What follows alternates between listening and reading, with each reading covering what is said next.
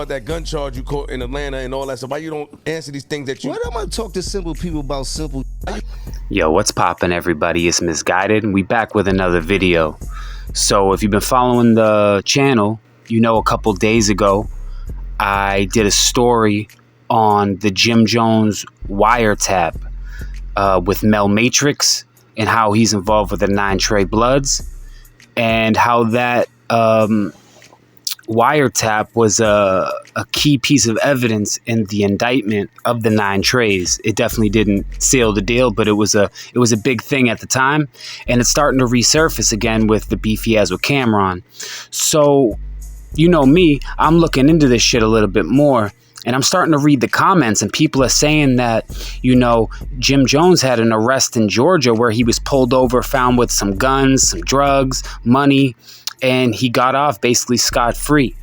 And that was only 2 or 3 months before that wiretap and before the investigation finished with the Nine Treys. So to me, I'm scratching my head. I'm like, I really don't believe in coincidences, you know what I mean? And there's been, you know, I don't even have to go over all the stories about Jim Jones possibly being a snitch. I mean, he's been talking about running with cops ever since the Beef DVD days.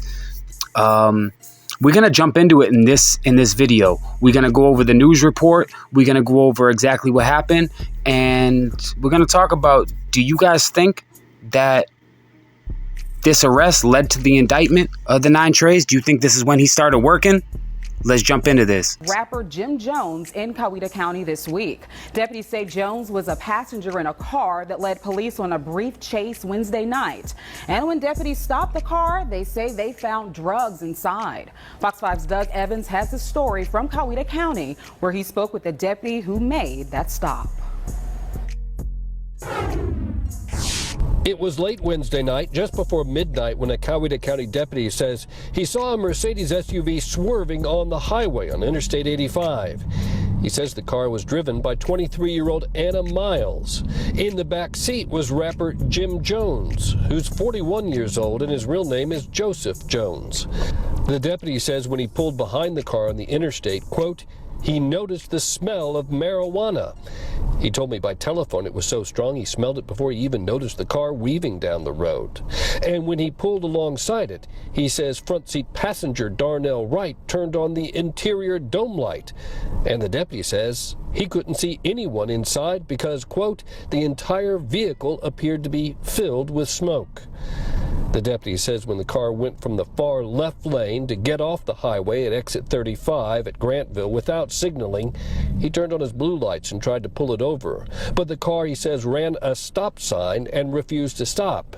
And in trying to pull in front of the SUV, he says Miles accelerated, intentionally striking my vehicle. He says all 4 inside were eventually taken into custody: rapper Jim Jones, Darnell Wright, Jamal Smith, and Anna Miles. Deputies say all 4 are being charged with drug possession.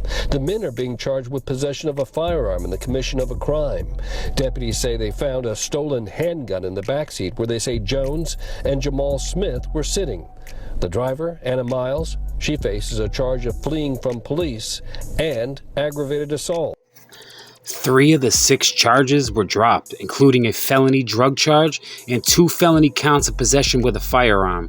The other 3 charges will go away if Jim stays out of trouble while on probation. All part of a plea deal that Jim took. Now, what kind of plea deal was it? Because only a couple months later, Jim Jones is caught on federal wiretap talking to one of the highest members of the Nine Trey Gangsta Bloods and giving him orders. And only a month after that, actually a couple days after that, they're all indicted. They're saying Jones caught a lucky break. The 42-year-old rapper copped a generous plea deal in a drugs and weapons related case out of Georgia. Jones was charged with 5 felonies and a misdemeanor in June 2018 following a car chase bust in which officers discovered weed, OxyContin, Percocet, vape cartridges, cash, and 2 loaded guns inside the vehicle, one of them being stolen, by the way. Jones, who was in the car with 3 other individuals, told the officers he had prescriptions for the Oxys and the Percocet. No one admitted to owning the illegal drugs or the firearms. Investigators searched the car and found a backpack in the back seat that contained 23 oxy pills, a Titan 25 caliber pistol loaded with 7 bullets, marijuana, and a Ruger SR 9mm handgun reported stolen from the DeKalb County in March. Another backpack contained a variety of oxy, Percocet, and THC oil, a passport, and only $148 in cash. Jones reportedly admitted to smoking the weed, but claimed the marijuana found in the car was not his.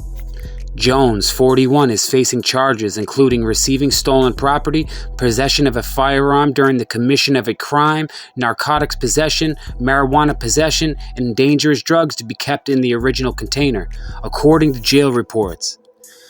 Now, I said in the beginning, he got off. He got 2 years probation. That's it. He was the only one that bonded out. He didn't even have the heart to bond out the people that got in there with him. Crazy to me is the way I'm seeing it is that Jim struck a deal because not only did he not receive anything, which he should have, being a convicted felon already with gunning drug charges prior, they knew he was rolling with Nine Trey. And how did they get that wiretap, Jim? It just, like, I don't believe in coincidences. You guys might, but 2 months from this type of case out of state to being caught on wiretap to an indictment a month later, I don't know. And I'm seeing so many comments. Like, what's even more funny is that the Fed started to investigate the Nine Treys after he got caught. I've seen multiple comments like this. And even before I saw that comment, that's what I believed myself. Like, even before I knew about this Georgia arrest, none of it made sense to me. Because how did they get that wire? Was it through Jim's phone? Was it through Mel's phone? At this point, it seems like it was through Jim's phone. And I'm going to jump into this clip with Queen's Flip, where Queen's Flip asks him the hard questions that no one else did, and watch Jim stumble. Paperwork, you don't say nothing. Why you letting lie on you? That's why I get mad at you. Got a problem, huh? They talk about that gun charge you caught in Atlanta and all that stuff. Why you don't answer these things that you? Why am I talk to simple people about simple? Why you let them play with you? When I got real money. I've been making millions of dollars since I've been 20 years of old. You think I don't have high-profile lawyers? What do you think know these niggas don't go in the courtroom and knock out the box real quickly before they even stop playing with us? Like, we got a real live lawyer. Why you don't say nothing? You heard? Why you let them? I've got lawyer. You heard? When I dial my lawyer number, that is a 30 clip. Just to dial, I'm like, yep, 30, ching, talk to me. After that, it goes up, ching, ching, ching, ching, ching. You heard? Until they figure out, oh, where you at? All right, we change you out right here. That's what we're gonna call you about $130 this time. And how many times have you seen me do that? You heard? For me, myself, and that's a fact. Anybody else. That's a fact. I seen it. In a gang. It's crazy that you say that to Queen's Flip, Jim. That you do this all the time, that you bail people out if they catch one with you. Then how come no one bailed out besides you? You bailed yourself out. Everyone else sat and rotted. You didn't bail them out. This is a known fact. We can look this up. This is a known fact. So I already don't believe you. All you do is lie. And like, you blatantly lied right there. Because you talking about how solid you are. Yeah, maybe your lawyer's a 30 clip for you. But you only bailed yourself out, Jim. And it seems to me like they took the rap on everything else. So what is it? Do you understand my point, though? You let the people run with this narrative that you some type of, like, when it's not true. Instead of saying, like... Bro, you heard what I said, bro? You know, it's time. You showed the watch, a 50 piece. Yeah, I ain't got time to... And this, I'm just not... That's not that for that. You heard? Like, that's minute and shit like that. I'm just... with you know what I mean? But really, I don't got time on my day to really explain to anybody about anything that ain't making me $1. And nobody pays me. Where I'm from, I kind of cut the checks. You heard? Like, I don't give a f about none of that frivolous shit about what anybody can say about me. You heard? You dig? Man, you got to give Queen's Flip some credit. This is why I've always liked Queen's Flip. Even if he's your boy, he's going to ask you what everyone else is supposed to be asking you, but they're scared to ask you. And you see how he kind of like threw him a little bit of shade. He's like, Jim, you talking about a watch when I'm asking you about wiretaps and snitching in cases. You bringing up something else. Like if you kind of caught that there. But yeah, you got to give him credit because he asking them things that no one else asked him. He'll go on the Breakfast Club and they're damn near scared of him. But like, yo, I really had to put this interview in there because this is the only person that straight up asked Jim, and you just watched Jim squirming in his seat. He really didn't answer anything. He talking about money. This is what everyone does. They ask something and they bring them how much money they have. Bogus. Anything real in life. You dig? 9 times out of 10, what people see on the media is all bullshit anyway. Whatever the media puts out is all bullshit. Who am I to combat with any of that, bro? I'm not sitting up here explaining nothing to anybody, Flip. And the truth always comes out, is what my mama told me. I'm not tripping about nothing. I know who I am as a man, and I know what I signed up for. And anything I went into, I went wholeheartedly know when I went into it, shit like that. Like, I ain't tripping about nothing. And everybody that got into trouble with you, go all talk to them and see if I held up my end of the bargain. Yeah. You heard?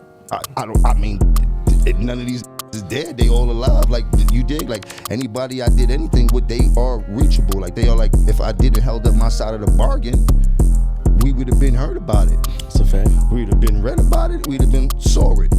It could do anything. It's going to be out there as fast as you could. Like, don't want to hear the truth. Nobody wants to hear the truth. The truth hurts. They don't want to hear the truth. You heard?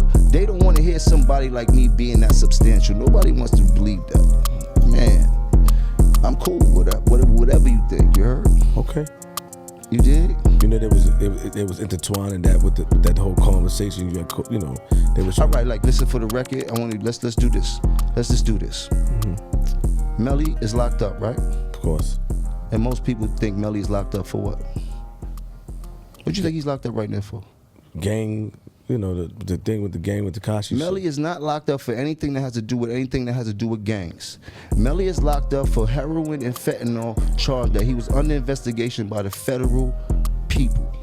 And whatever was going on in his life at the time, it was running the same time that they was doing all that shit. And of course, but Melly's not locked up for anything gang affiliated. So I'm just gonna say that because I don't gotta get into anything else, but he's not locked up for anything gang affiliated. So I would like, what are people talking about? Like, and that's a public record. You can go check that out. But that's what I'm talking about. When people start talking, they never know what they're talking about. So who am I to try to correct you? I ain't got time for that shit. Now, Jimmy's straight up lying when it comes to Mel. What do you mean Mel wasn't arrested for anything to do with gangs? He was taken in during the Nine Trey Indictment. He was put away for, I have to go back and look, but Melly got some time. Melly's still in there. Melly's in there for, he's in there for drugs and other shit, but he's in there based on the Nine Trey Indictment. They were wiretapping and listening to Melly's calls with you. They went and got 6ix9ine, I believe 1 or 2 days after they heard that wiretap, because you put out for them to violate 6ix9ine. So the feds were paying attention and they came and swooped him up because you were giving orders. So what are you talking about? You just straight lying. You might see me, you arming up, that stuff, all that shit, you dig? And you might see me in a couple places with a blacked out vehicle, and a nigga with a badge and something. So that clip was from the mid-2000s, where the beef, I don't know if y'all remember the beef DVDs where they talked about, hip hop beefs. Yeah, that's Jim saying, you might catch me in a blacked out vehicle with a dude with a badge. This was a long time ago. Jim's been rolling with the cops forever. If you don't think Jim's part of the hip hop police and Jim's been compromised, then you're lying to yourself. Watch his clips when he's asked about it. Watch his responses. Watch the timetables for when he gets arrested to when other dudes get. Just watch. Actions do speak louder than words, but words speak loud too. And you put Jimmy's actions with his words, and man, that sounds crazy to me. So I want to know, do you guys think that this arrest was what flipped Jim? Do you think Jim made a deal to wire his phone to help take down the 9 Treys? Let me know. I'm out.